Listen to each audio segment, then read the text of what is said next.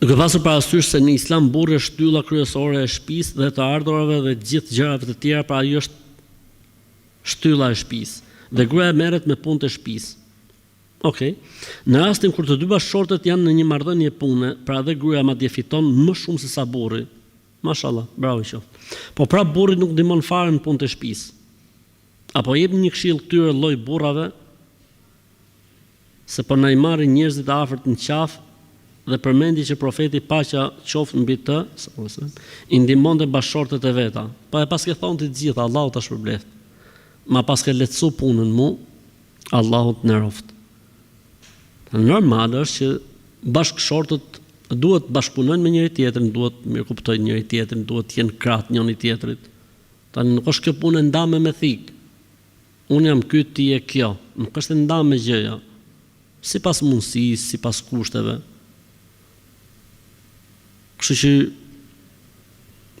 bashkëpunoni. Ittafiqa wala takhtalifa. Pejgamberi sallallahu alajhi wasallam dërgoi në Yemen Muadh ibn Jabelin dhe këtë tjetër. Këtë ka çu bashkë me Muadhin në Yemen.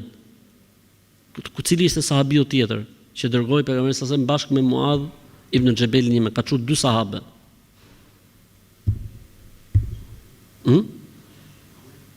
Ja. Gjeni javën tjetër do ju pyes. Edhe ju tha ittafiqa wala takhtalifa. Dakordohuni dhe mos u përçani me njëri tjetrin. Kur dy njerëz që janë në një mision duhet të jenë të dakorduar. A ka mision më të madh dhe më të rëndësishëm sa misioni I familjes? Nuk ka. Kështu që bashkëshortët duhet gjejnë gjuhën me njëri tjetrin. Nuk janë gjëra të ndame, nuk ke në Islam diku që thuhet punët e burrit, punët e gruas. Nuk ke diçka, çat kesh mundësi, edhe fëmijët, po edhe enët, po edhe këtë, edhe atë. Nuk janë gjëra të ndame, tani ato të kalojmë jetë bashkëshortore tamam, me e bë shtëpinë si kopsh xheneti, apo me qenë shtëpia të merr për njërin ose për tjetrin. S'do t'i shofi njeriu gjona, atë shumë gjona të rëndësishme në jetë që njeriu duhet t'ia anashkalojë për hatër të Zotit, për hatër të projektit. Projekti I familjes është I projekt që nis këtu dhe vazhdon edhe në xhenet. Nuk ke për të pas këto probleme me gruan në xhenet. S'ke për pas as probleme pastrimi, as probleme gatimi, as probleme kalamajsh, as probleme pares, as ta, s'ke për pas. Në xhenet është full option kënaqësia dhe lumturia. Kështu që këto 300 vjet që ke në këtë botë shtysh si ti shtysh, çfarë problemi ka?